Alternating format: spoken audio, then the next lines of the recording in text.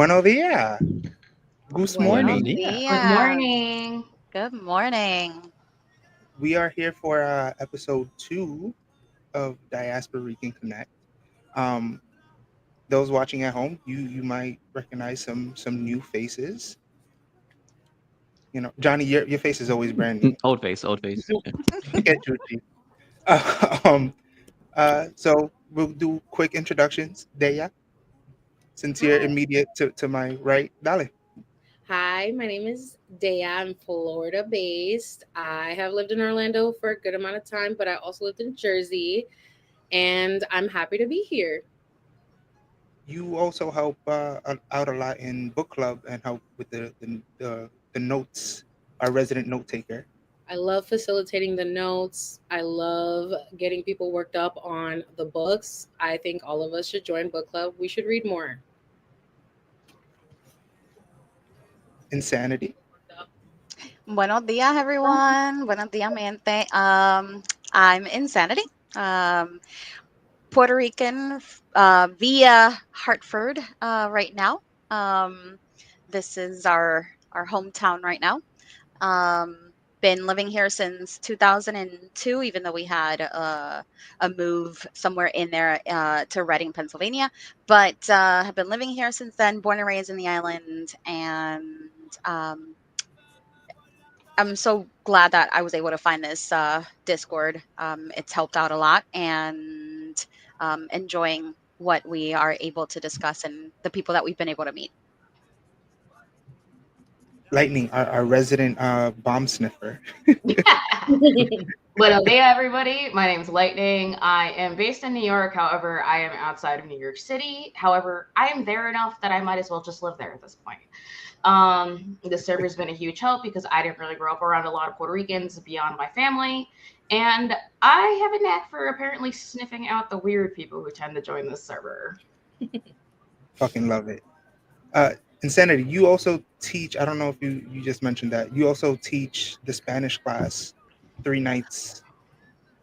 Yes, I facilitate the Spanish sessions. I am not an educator. I am not an actual teacher, never studied education, but I enjoy helping other people learn and definitely love doing it for the community.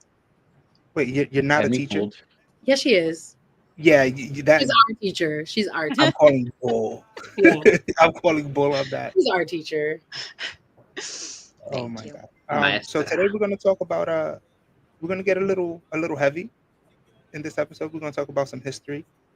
Um, and how it's still relevant today, and how fortunate and unfortunate, things have moved along throughout time. Um, Lightning, you were talking about the sterilization, and you even mentioned that your grandmother was sterilized. Yeah, so as I've gotten older, well, first let me start. My parents actually moved here. My father moved here about 1954, in February of 1954. Back when the flights were actually still 8 hours. My mother came here in 1980s with my father after they met in Cabo Rojo. And they lived in New York City till about 2001, and then we moved to Orange County, New York, and here I am.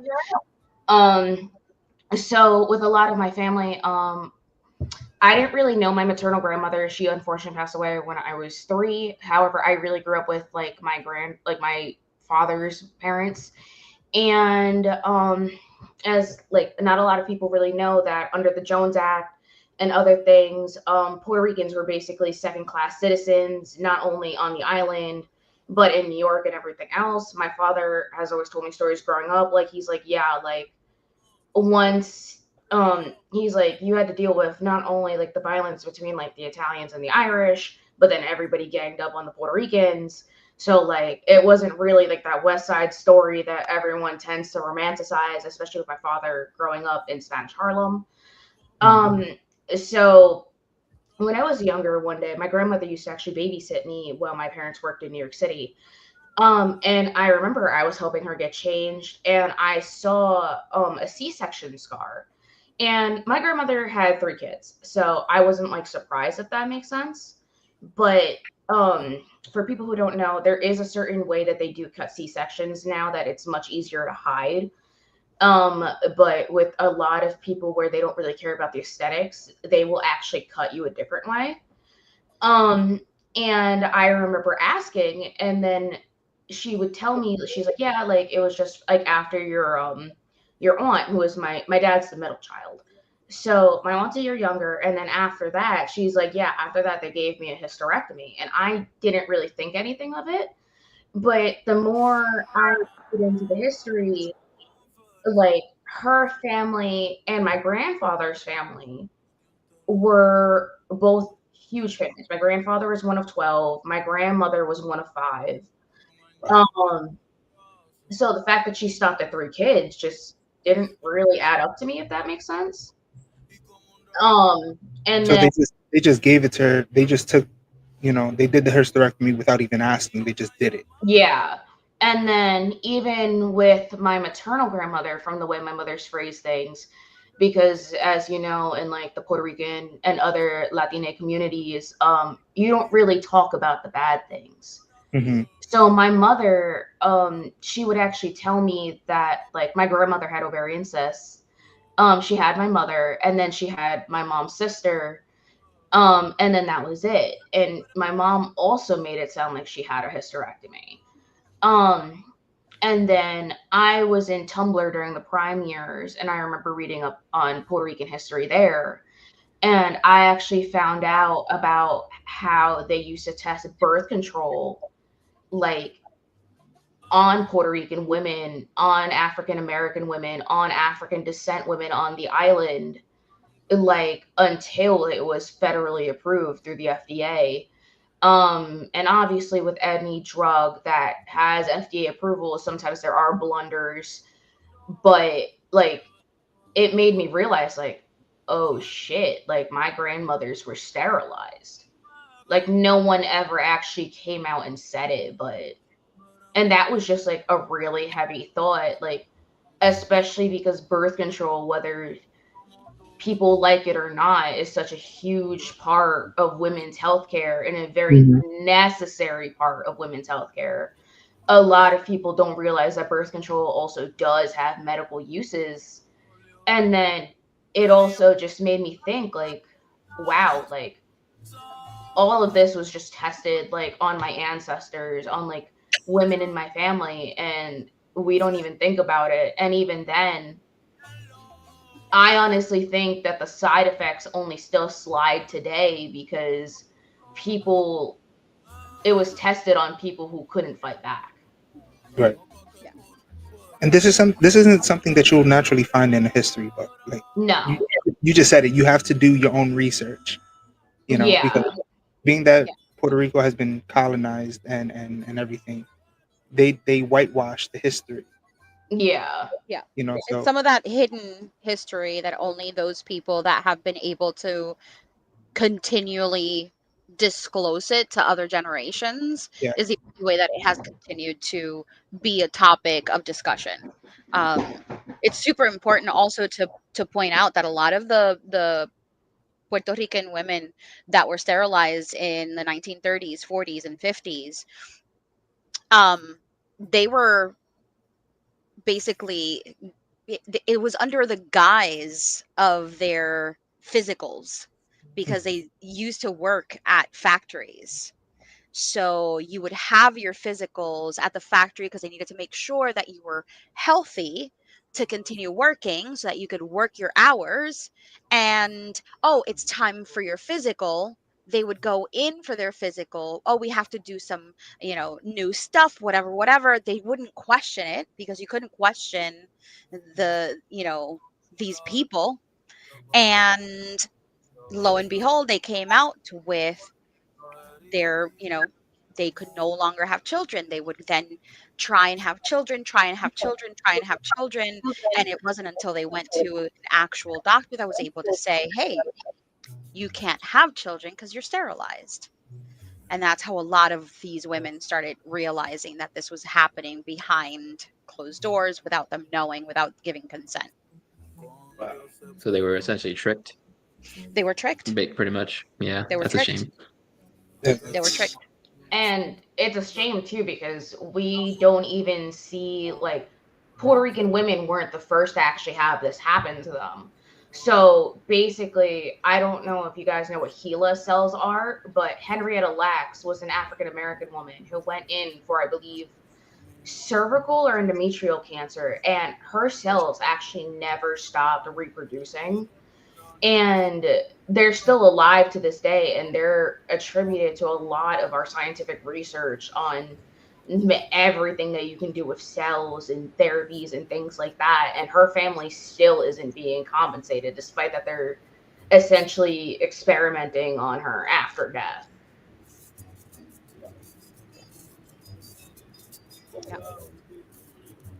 I would say thank you guys for sharing. And obviously, like, these are things that we don't talk about often. I know that I think I feel like I know a lot about Puerto Rico, but that fell insanely under the radar, especially for something that makes an impact globally.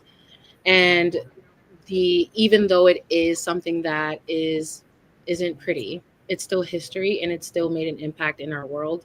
And I just even that alone feels like the ultimate disrespect. Yeah. Me personally, I wouldn't have known any of that. Like, again, they don't teach this in school books. Throughout my entire academic career, not once has this been mentioned in any textbook, any course that I've taken, unless you're looking for it. Yeah. And I feel like that's a Yeah, shame. That's a robbery for, for the culture, for us. yeah. Like I mentioned in the last episode, is like all we really learned was Christopher Columbus. All like positive things, but it wasn't until adulthood. I'm like, what? They're sterilizing us? What? They invaded? Like all the bad stuff you learn afterwards, I which actually is a shame. got lucky to an extent. I did go to private school, and I got lucky that despite the fact that I went to private school, I did have some more liberal teachers. So I know I credit a lot of my historical knowledge to one of my favorite history teachers, who Mrs. Quaja. She was, and I applaud her for being the only Muslim woman in my school. But she made sure like we saw the other side of things.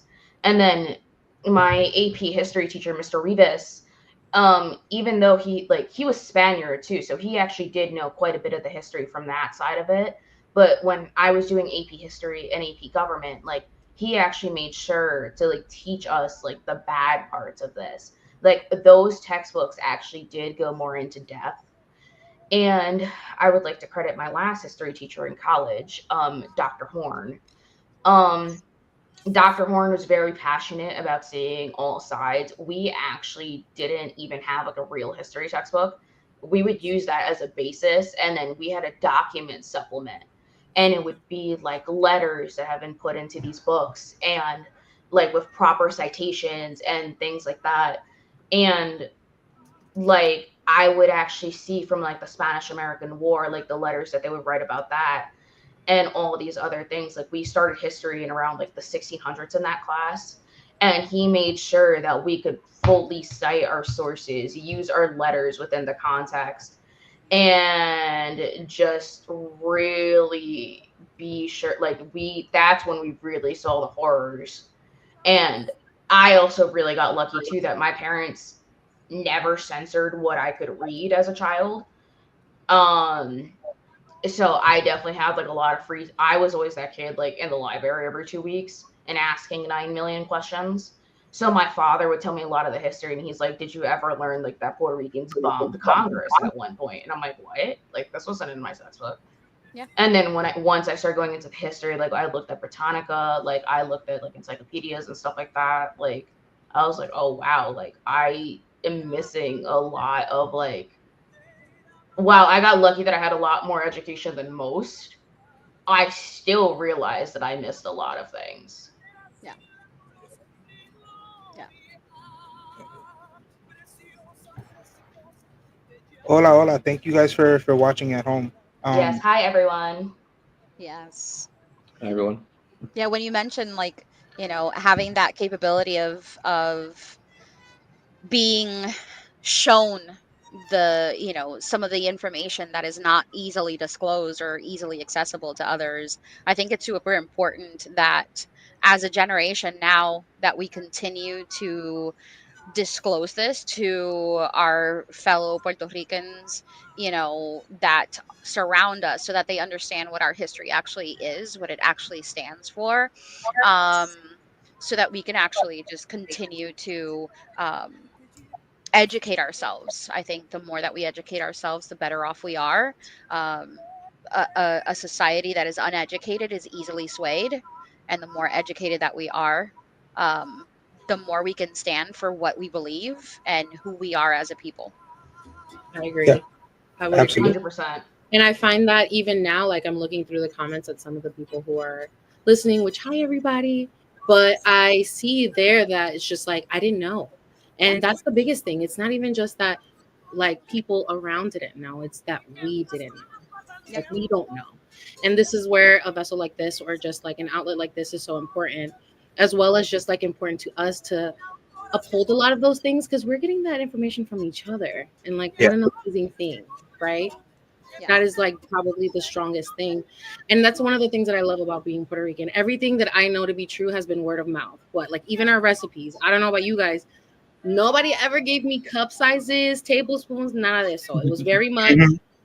chin de esto, un poquito de eso. Like you put a little bit. yeah, Everything that we know to be true is word of mouth, but we have a Measure with your wonderful. heart. Yes, measure with your heart. Your ancestors will tell you when to stop. And I think that that's wonderful. And I love that because I think that's what's made all the information that we do have so strong. But I also think that we need things to be solidified. We need our history to be heard. And it's going to have to be from us, right? yeah, So that's why I'm grateful for the server, because we have a history section where people are just dropping facts that, again, is like, damn, that's what was going down. Like, the yeah, fuck, you know, yeah. like, why The wasn't I other taught this in school, the type of other day thing. I saw the Filiberto Ojeda little snippet. Hmm. And I'm like, a lot of people don't know who Filiberto Ojeda is. A lot of people don't know that he was part of the Macheteros. A lot of people don't Hmm. know that he was part of the Wells Fargo hit here in West Hartford, Connecticut.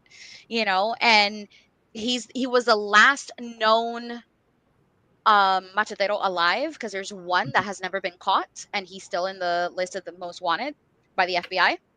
Um, and the way that he died was absolutely horrendous. That just gave me goosebumps. Yeah, And it's That like, just to even start like on the history thing, like Puerto Rico, I don't want to say has historically been neglected or used, because that's a very interesting way to say that. But even now, like in present day, just in terms of healthcare in Puerto Rico and in other marginalized communities, like we see it now in the US with extremely high like maternal death rates amongst like Hispanic women and especially Black women. And then not only that, we see so many Puerto Rican veterans who have been honored to serve and basically been on the front lines, and they have even less support than like our mainland veterans do. Like they closed the VA hospital in Vieques and they're still struggling. And then not only that, like even regular people are struggling to get healthcare in the island. And it's like you can force healthcare on us, but then it's like when we need it the most, there's no access. And I know healthcare access is a struggle across not only the mainland and Puerto Rico, but it's just, why go through all this experimenting to then benefit nobody? yeah, I mean, it benefited the people that were imposing all of that stuff. Hmm. hmm, You know Hmm. what I mean? And like Xavier just said, like, they were forcibly assimilated. yeah. And it's crazy. You know, and That Xavier, is thank you for bringing why, up those points. yeah, that is why when we moved to the States, the first generation Puerto Ricans that moved to the States, it was so important for them to assimilate as well there. And a lot of people didn't teach their children Spanish because we had to hide. We have Hmm. been taught that being Puerto Rican is shameful. We have been taught that we are not enough. So we have to imitate them so that we can be enough, so that we are not identified as that. Mm-hmm. And it's so Yeah. important to like see that and recognize it, and know that we are enough. We are rich. We are important. Yeah, Absolutely. like IT guy Roy just said, we gotta decolonize the mind, essentially, Yeah. and go back to our roots. Yeah, that's actually a good point because there is a lot of unfortunate racism even ingrained in our own community. Like, especially like I know many of the women here probably, and men probably even some of the men have heard like, oh, like the pelo malo, like, oh, you can't be outside, like you're gonna get dark. Um, and like it takes like a long time just to unlearn that and just learn that you're beautiful like in yourself. And then Angelique actually brings up another point, where they ask like your race and ethnicity. I know so many of us still struggle with this question just because we see our parents and then we see ourselves and we have traits of more than one race, and it's like we've never identified with more than Puerto Rican. Like that's it. Yeah. So my grandmother used to say, "Hay que mejorar la raza," Yep. Mhm. and back then that mindset was get with a white person, White person. clear, clear the, I guess, clear the blood, so to Yep. speak, Yep. and I guess that was their way of saying it's time to whitewash Yep. Yeah. a little bit. And I like to put the twist on that phrase, you know, to mejorar la raza is to learn your history, is to accept your history, is to spread your history, you know. Yes. That's my personal take on that whole phrase of, you know, uh, Yeah, like even with my grandmother, so my family's very mixed. We've actually been able to find how our families descended on both sides, but especially on my mother's side, we actually found slave papers of like 3 or 4 great grandparents back. And then we were able to trace my dad's family through the Canary Islands. So we, like, my family has basically been intermarrying since it was legal, like, that slave masters could actually marry their slaves since it was legal in Puerto Rico before it was legal in the mainland US. So at least when I was growing up, my dad is arguably, so like my grandmother, my dad's side, my aunt, for all intents and purposes, my oldest aunt is black. My father would still be considered light skinned, and so would my aunt.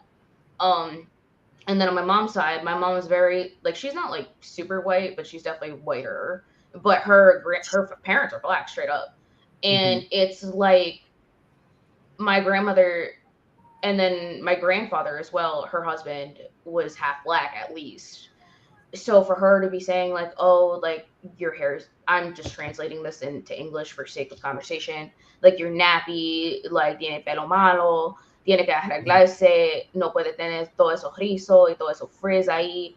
And like I would remember, and like it's a running joke in my family that my grandmother would do all our hair, me, my sisters, but my sister still had that like socially acceptable curly hair where it was long, it was pretty.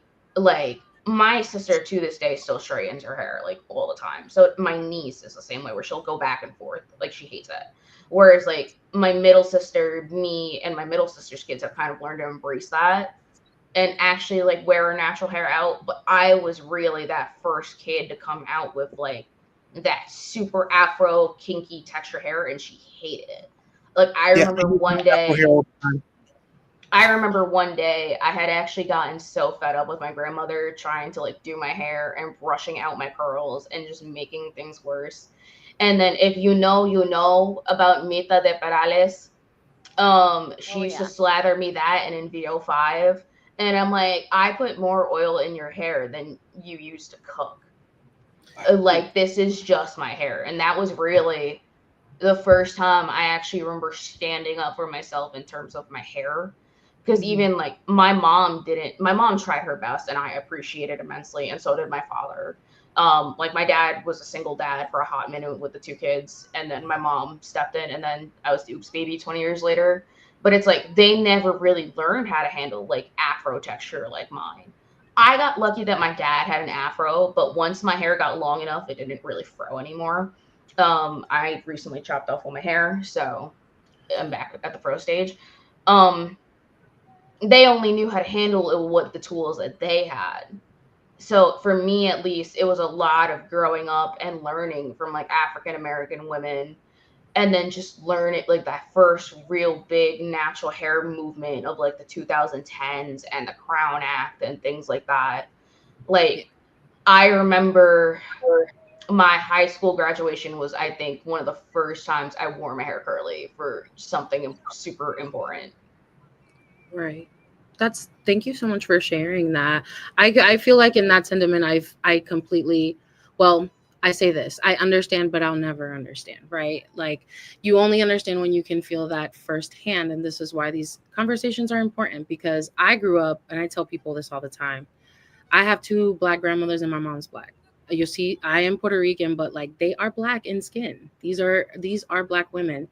And it was very much like almost the opposite, where it was like, oh, she has really good hair, she's got the tan skin, like that what people imagine to be like that token Puerto Rican woman. Hmm. So it was that feeling, but also my mom didn't know what to do with my hair, and it was a lot of it, and she had a lot of it, and nobody taught her. And it also came from that descendant of like, if you see both my grandmothers, they have very tight curls, or they have, it's just more coarse. And I, growing up, thought that this was bad. Like, and I go now and people are like, oh, you have that like really pretty hair. And like, to me, beauty is obviously, it's different for everyone, but to me, beauty is my mother. Beauty is my grandmother's. I wanted that hair. I was just like, you guys looked so strong. And I, for years, was told that it wasn't what it, you can't look like that. You have to straighten it. I went through that. I feel like all of us have went through that. I had to straighten my hair phase. Like, I gotta do it. Me lo tengo que tirar. I have to go and like Hmm. look a certain way. And it just, after a while, it does not feel aligned. And it sucks that people in the we still have that, where people are still doing a lot of damage to things. And I'm grateful for what I have, for who I am, and that's wonderful. But like, beauty for me is stronger than that. And I also think that I hate the fact that I like the tan skin and the long pretty hair, and like that Latina look is what is like said to be Latina. I don't think that at all. I see Mhm. so many people, and I know a lot of us can say that. You have a black cousin, and then you have the most light skinned pale cousin, right? Like, we all come in so many different colors, right? And then you get the light with the nice hair with your beautiful crown. So like, when I see that, it's so wonderful that we're breaking those barriers, because we are going against the grain, and the grain against the grid of like whitewash. Because I That's wonderful. No one's saying that like having light skin and long hair isn't beautiful.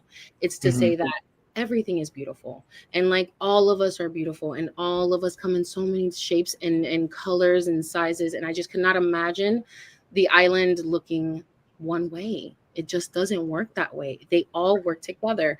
I love learning about like different types of roots. I love learning about how we got here.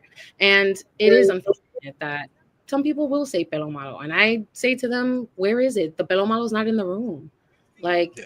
it's just my hair. This is who I am. It's my identity. And I think that we should, be more appreciative of that and not strip it so much. But I agree with you full heartedly. And I would say like there's other parts of history that I've learned in this server that I did not really know about. Like, and I think for sure, well, you guys are a little bit more versed in this, but I know Insanity knows a lot about this, about like people being under surveillance in Puerto Rico. Like, we don't talk about that enough. That's a Yes. big one. That one bothers me, because they had so much information on us from Yep. so many people for so many years. They were just watching us. Can you imagine the amount of money it takes to just stalk a country and people? And they were turning, yes, like apetas. Yes, exactly. Secretas. Yeah. Yep. Hmm.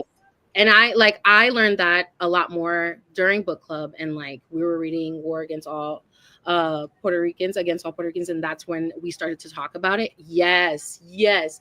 And I was just like, what? We were being surveilled? Like, why? And I Yep. learned so much in that regard. But I'll let you guys talk about that one, because it was a lot for me, and I'll sit here forever just yapping about it. It was Just quite like as a quick antidote, I actually didn't even know about las carpetas. And I remember I was on the server one day, and we have a member, Tarok, who's former military. and he was talking about Toronto. geofencing, Mhm. and I'm like, what? And I asked him, I was like, what are you talking about? And I started reading like his message history, and it like that they're still actively using geofencing. And I'm Mhm. like, I didn't even know that was a thing, like, or las carpetas or anything like that. Yeah. Yeah. Yeah, it goes to show, it's all about power. It's all about power and control. So when you have this organization that believes to be so powerful, so high and mighty, and you have other, lower on the totem pole people, um, that actually stand up, that actually speak up, that actually put themselves first and tell you, hey, this is not okay with us, it becomes a problem for them, right?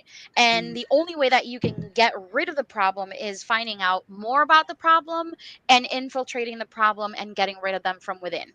Mhm. And that is where all the carpetas come into play, right? So they identify those people that become leaders within the community, right? Within these movements, because you have to find those people. Those are the people that have the knowledge. And these are not people that said, I'm going to be, the person in charge, and I'm going to be the person that's going to, guide the movement. It's because of their knowledge and because of how they do, what they do, and their leadership skills, that the community is the one that says, come on, you need to be the one to guide us. And that was super important, to bring in Pedro Albizu Campo.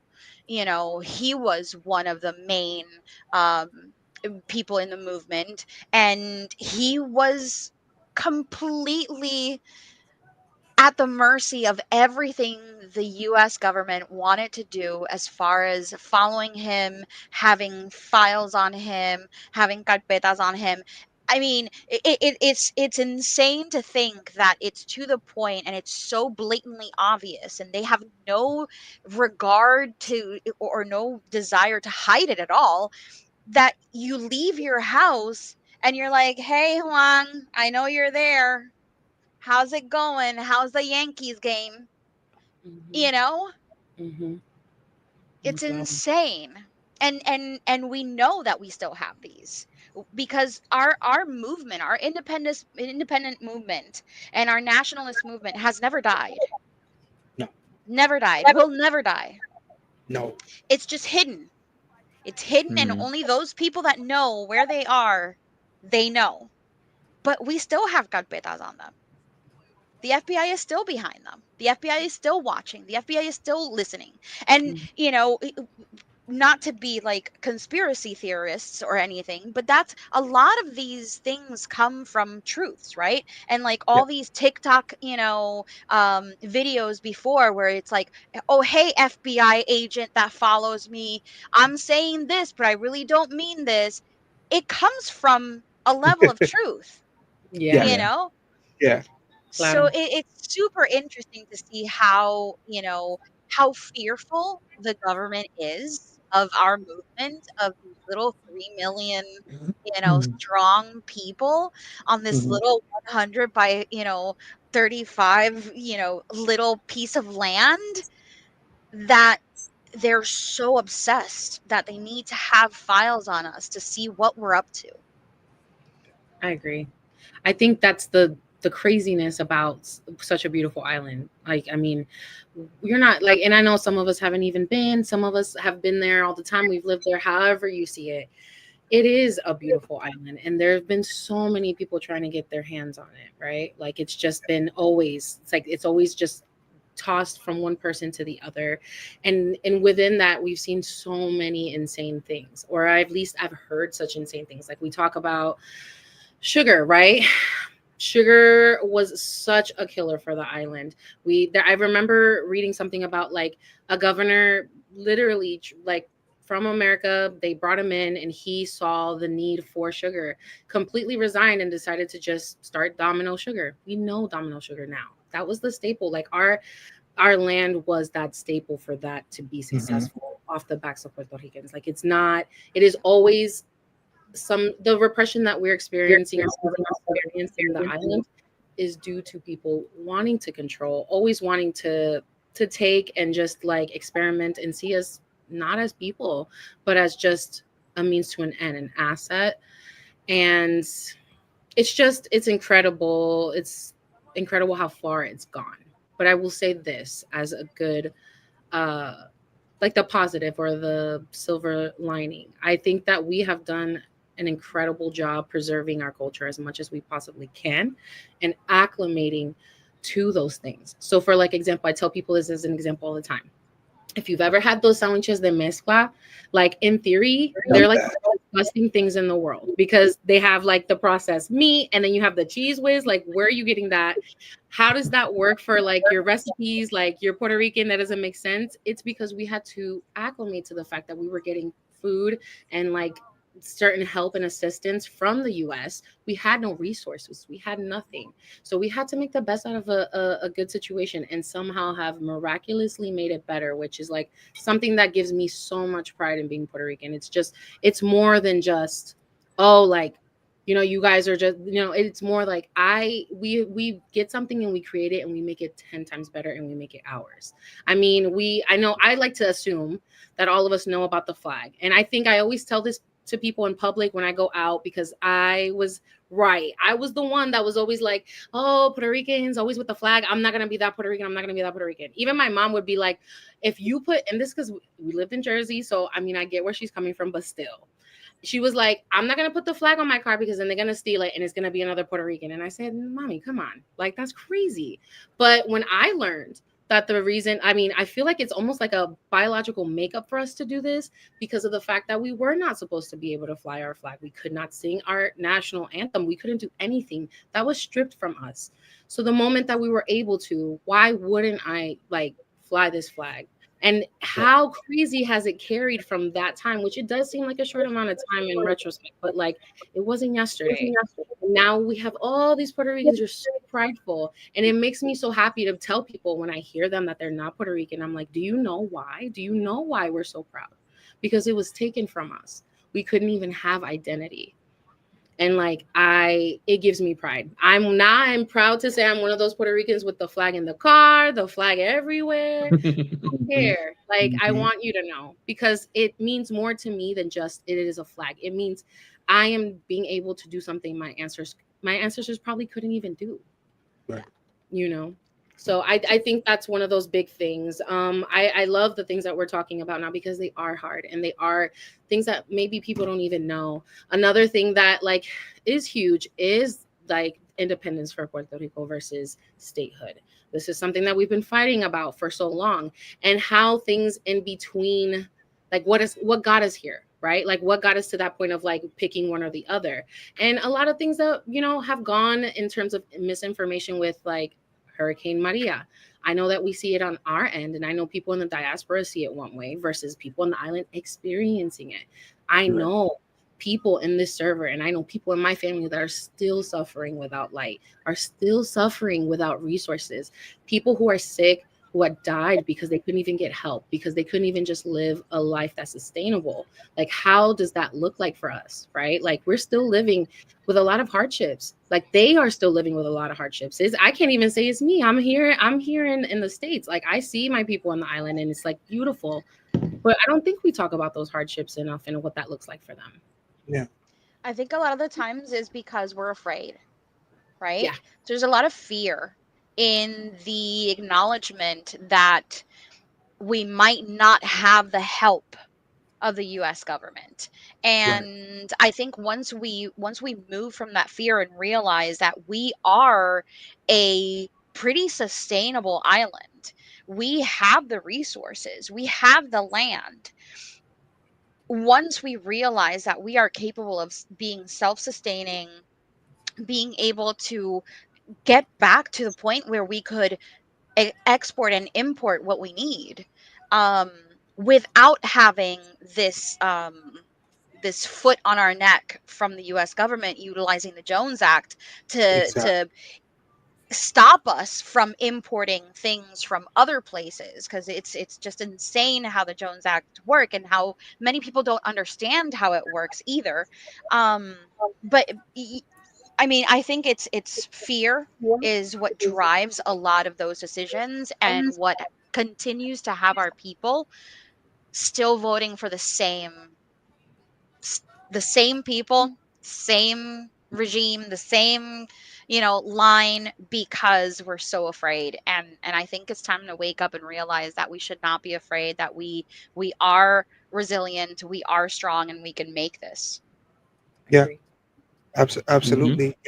Touching back on Hurricane Maria, which I was going to say, the Jones Act prevented so much aid coming in. All because the Jones Act declares that no imports without an American flag on it could be utilized. Oh, it's It's not just crazy. not the American flag.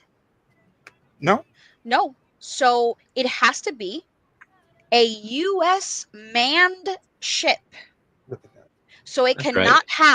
it needs to be US citizens that drive the boat, that Mhm. man the ship.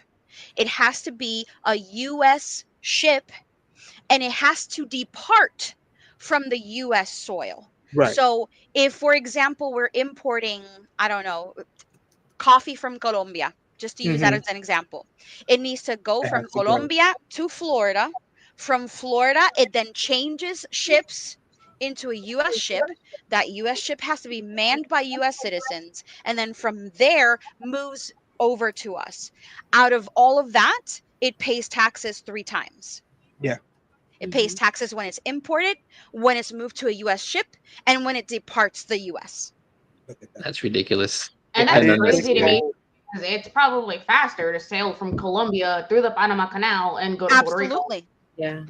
It's faster Absolutely. and cheaper. Yeah. Absolutely. I But didn't. this I is didn't the know all of insanity of that. Jones Act. I didn't know it was that in depth. I Yes. knew Yeah. it had to be. The flag, the American flag, had to be flown on the ship.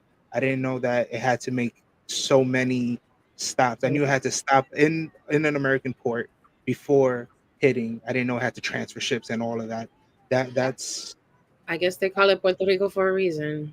Yeah. right, and that's the thing. Exactly, Roy. It's about control. Exactly. It's about control, and that's a scary thing because that control has been set in so many years that Hmm. it feeds into what you just said, insanity, about fear. you Yeah. know Yeah. that's all that's been known, that's all that's been pushed down the people's throats, that this is how it's And And we going to like, be. can't make it. That's Yeah. it. not Yeah. even to like, I don't want to say catastrophize here or assume, but it's like the thought, like I could see a lot of the fear of independence come from like, oh wow, now we have to handle all our importing and exporting ourselves. We haven't had to do any of that since the Jones Act passed. That's a like they would have to bring in so many like logistic people that know about this just to even be able to set themselves up, because it's like we have so much stuff on the island already that we could obviously self-sustain, but it's like how much of this like self-sustaining nature has essentially been beaten out of us just from having to rely on the US from everything, and not even like by choice. Yeah. um yeah, I even remember seeing that. My sister's in the Coast Guard. When Hurricane Maria happened, she's like, there was so much stuff that they had to decline because of the US. Like the Coast Guard was like one of the first people on site. And she's like, my sister even said, she's like, this would be so much easier if other people could help. Yeah. Yeah. And Yeah. like my sister was there for like a good 2 months, I think, or And something I like heard that. the and same let's not thing. and let's not forget that even those that actually made it to be able to help, a lot of that help died in a warehouse somewhere because of our Hmm. corrupt government in Hmm. the Mhm. island. See. Like, that is insane. I remember seeing a Yeah. video of someone breaking into one of those warehouses, and there was like hundreds of pallets of filtered fresh water just sitting Yes. there, canned goods just sitting there for months without being dished out to the people that really needed it. And Yes. that was very heartbreaking.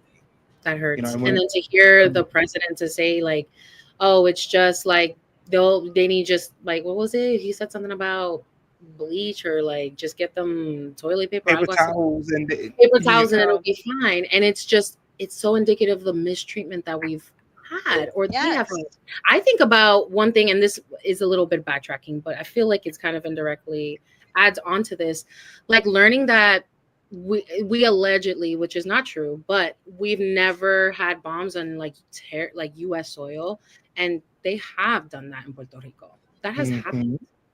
So Yep. we're supposed to have this mistreatment happening to the island. We're supposed to be, everyone is supposed to be quite okay with it because there has been so much secrecy for so many years on the island.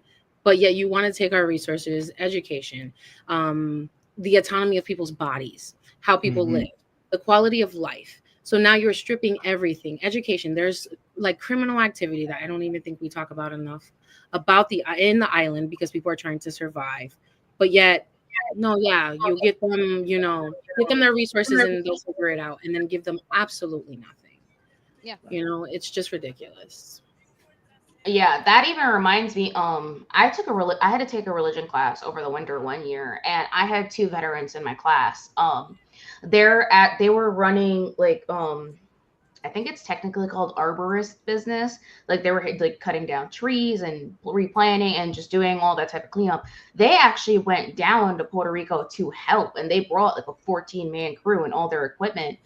And um like both of them are white, and they were even saying, they're like, what the hell is going on here? Like the government didn't even like want to help. And like they were just like in shock. They're like, we knew the US did this to us, but just to see it to the island that needs the help. And then like the Puerto Rican government didn't even want anything to do with it. And they're like, they're in the husband, he was like, I guess like, I get they were both CEO technically, but he was like, we hit so many roadblocks just trying to get stuff cleaned up because FEMA didn't want to help. The government wasn't giving us clearances. They're like, the cleanup should have never taken this long. And then I actually see, I couldn't drop it in the chat, but I know I put it in like the pre-stream chat for like the five of us. If you actually look up the Jones Act in Puerto Rico, you can actually find the document on US Customs and Border Protection of like the compliance publication, like the most recent version from December of 2024. And like, yes, it's a lot of legal jargon, but there's 33 pages of just reading how they enforce this. And I believe it's technically like the statute, is that how you say it? Statutes, like, and then like I'm seeing things here of like application to coastwide laws, transportation, eligibility, laws and regulations governing lands, waiver of navigation, vessel inspection, coastwide trade, cargo containers, territorial sea, where does the Jones Act apply? Um, and then like not only that too, like just to even build on top of like the bombs were tested in Puerto Rico, bombs were tested in Guam, bombs were tested in the Marshall Mm-hmm. Islands. We've been testing bombs in like the desert of like Nevada. And even now with all this talk about like nuclear energy and things like that, this is just like a quick answer to a point. Like we don't even know where to store nuclear waste because everyone's fighting back against it. And they've been just storing that in Nevada as well. Mm-hmm. And it's like the US just, if it doesn't come out, it doesn't come out, because the only reason I even found out about the whole nuclear waste argument was because it just turned into a Supreme Court case over judicial review. Della, thank you for putting that in the chat. I was gonna say I have it there, so if you guys want to check it, then you totally can and like look further. That feeds into the whole doing your own research thing, because it won't be taught. Just it won't be like given information unless you're digging for it. Yeah, Right. Exactly. I would say that this is what I think, you guys are trying to create, which I think is wonderful. We're working with each other. And I don't know if you've ever heard this stereotype. I have, especially in like past American, like even media. Puerto Ricans are lazy. They don't work. They don't do anything. All they do is drink, dance, have sex, have babies. First of all, you took away the right to have babies when you decided to sterilize at least over a third or even more of the women. And I have never seen harder working people in my life. I know all of us come from parents who are hardworking. I also think that I have met the most brilliant and intelligent Puerto Ricans in this server, and it just is a privilege to have something like this. And we have to, I realized more than anything, um, we are our resource, and we have the potential to like maybe just educate more people. There are like over 2,000 people in this server. I am learning so much just from like the handful that I can talk to. Imagine the people that we are reaching out to and the conversations that are probably happening that we don't even know. So with that said, I know we have like 10 minutes. I kind of wanted to direct us in a situation because I know in the last episode we got to talk in the comments, and I know this one's a little bit tough and it's hard to get to what everyone is saying, but I think it'll be a beautiful way to close and talk about the positives of the history in Puerto Rico. And maybe we can also talk about some attributes, some things that we've seen, and some beautiful things that we've heard. And also, the only reason I'm bringing this up was because it was in the comments. And before we started the podcast, we said we would talk about it if it was mentioned. The chair was mentioned. It was. The chair was mentioned. We're going to have to talk about it. But let's go with the positives. We'll close out with the chair, and then we'll leave it like that. But anybody, you guys start off. Like, what are some beautiful things that inspire you, that give you life in our history that you think is worth talking about, that is positive? I think the unity right now that's happening, throughout everything. I think there's been a big rise in Puerto Ricans coming together and realizing that what has happened doesn't need to continue to happen. I would agree. I think that's a beautiful thing. I agree. I feel like community was something that I was missing that I didn't realize until I got into the server, and I'm so grateful for it. I live in a place that has Puerto Ricans. It's just that I had friends that weren't Puerto Rican for so long that I didn't know how to acclimate into that. And I got you guys now, and it feels wonderful. Yeah. Johnny, what about you?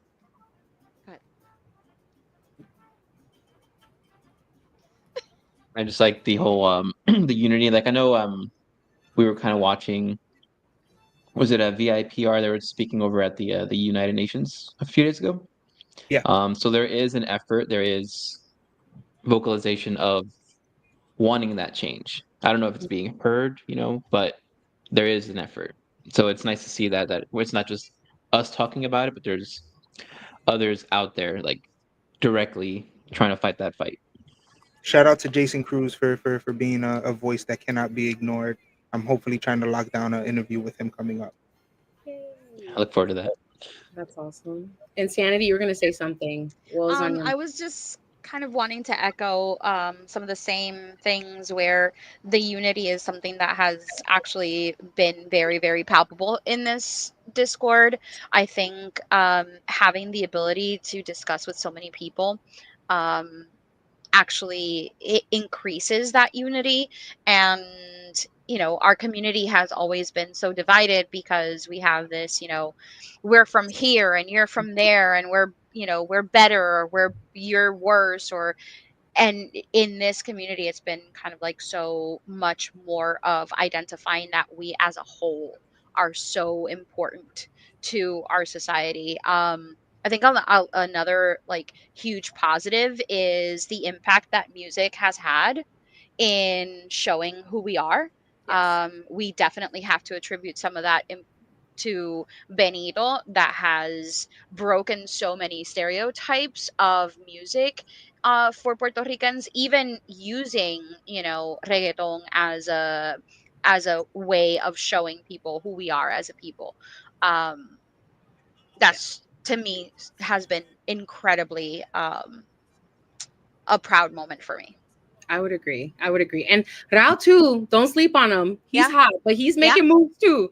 I would like to say too, resilience. I want everyone to like, if you get anything out of this, please realize that we are the most resilient people I have ever encountered in my life. And I'm not telling like other people that they don't have that in their culture.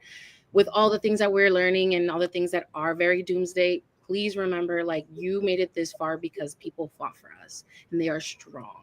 Like, one thing I learned is it was hard to acclimate like English in the beginning when America came, because the kids were going to school, they were only learning English and they didn't know English, and they weren't going to school anymore because they didn't want to get a bailout from their parents because they were getting bad grades. Like, it's such a weird form of, like, you know, resistance, but it's resistance. Like, we have been resisting for so long. It is in our biological makeup to persevere, and we've been through oppression. We will get through anything that's happening past this. And just like, you know, Benito says, seguimos aquí. We're going to figure it out. But I think you guys have made some good points. We got 5 minutes. Let's talk about Talk about it. Hold on. Like, gotta throw out some positives.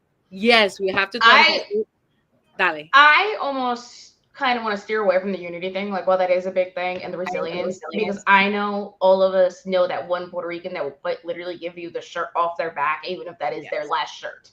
And that's always something, like, especially in El Campo, if you didn't have something, your neighbor would give it to you, no questions asked. And I feel like a lot of that's missing nowadays. Like, I will literally give someone my last $20. Like, you know what, at the end of the day, like whatever power in the universe you believe in, will give it back to me in one way or another. Yeah. But I almost want to go with a different route. I am thankful for the education, because you can take away our housing, you can take away our food, you can take away everything. But the one thing no one could ever take away from you is your education. Mm-hmm. Your strength comes from education. And that is something, like, my parents worked in New York City. They were commuting 2 hours a day when I was younger. And I am so thankful they gave me the education they didn't have access to. My father wasn't able to go to college. My mother went to college as an adult. Like, she graduated pregnant with me, and she busted her ass to make sure that I would have as much opportunity as everybody else. And whatever education you have and whatever access to education, like, especially, like, just use your example, like Fahrenheit 451, the minute you start getting rid of that education and oral tradition, that is where things start falling apart. And by us constantly educating people, talking about things, and making sure that we can actually sustain ourselves, that is the most important thing that I think we have been doing. Like, even now, I believe only 3% of, like, Latinas in, like, the United States have a master's degree. Wow. Yeah. I agree. Our education is important, super important. We have to know these things, and we can't be ignorant to it. That is where we regress. Absolutely. And what about you, Wes? What you got? I mean, no, like I said, the biggest positive right now, honestly, is the fact that Johnny's chair is not squeaking at all. Oh God, the chair. Okay, whoever wasn't there last time, because I was the bystander. I was in the comments, and this poor man has been getting it from all the mods. You guys have to know. Some of you know, Johnny has this chair, and it sounds like a ghost is coming in and out and moving in the apartment. It's crazy. It sounds like it's in pain. It is bad. But, like, I didn't know what it was when I was just the bystander in the comments until they started roasting him in the DMs. And we have been talking about it so much. I said, if it doesn't come up, we won't bring it up. However, we did see someone bring it up. If you guys, Raul. If you guys want the chair back, let us know. That is kind of what we were talking about. But yes, if you missed the chair action, we have clips. But yes, the poor chair was making an appearance. It was a co-host last week. We are missing it. Roy's saying my wife said it sounded like a parrot. It does, honestly, yeah. See, it's just because my chair is very it's Puerto Rican, you know, it's very resilient and it's very loud. So that's crazy. I have all my shoes hanging on my door, and my door is quite literally starting to come off the hinge, and it doesn't even sound that bad. And there's 20 pairs of shoes on the door right now. I'm not gonna lie, like I'm goddess shaped. I'm a big girl. My chair does not make that noise. I did not know it was a chair. Angelique's like, I do not want the chair back. I want the chair. I have been abusing this chair since 2021. It is some like garbage Amazon brand chair that I bought because my ex-boyfriend was 5'2" and close to hell, and he fit in it and I fit in it. So I got one. And I have been throwing my entire body weight, flopping into it. It barely rolls. Wes has pulled it out of a moving truck. It has been thrown in the back of my car, and it still doesn't even squeak that bad. I don't know what he did. I don't know what he did to the chair. I don't know what's going on. But listen, It sounds like he got it off the side of the road. But maybe I we bought make it it at Walmart. Maybe we bring it back. I don't know, guys. You guys are being too hard on the chair. I think it gave us that like edge. Para la basura. I'm sorry. Dang. All right. Well, No, Roy, Thank this you, chair guys. is bad. I love that Roy's like, I'm chair. gonna advocate for my boy. I tried to advocate for Johnny too. Truly, he was getting chewed up and spit out in those DMs, and I really tried to be there for him. And then he sent us a clip. The chair, it was wild. When I was making that clip, I made sure that was the moment that it sounded the loudest. So bad. Okay. Yeah. But y'all, thank you guys for joining us today. Those of you watching at home, thank you guys for sitting here listening. I know this conversation was a little bit more heavier than last week's. But yeah, we appreciate it. Don't forget to like, comment, subscribe, and share. Follow our other socials as well. We're trying to do big things. We're trying to reconnect and build the culture.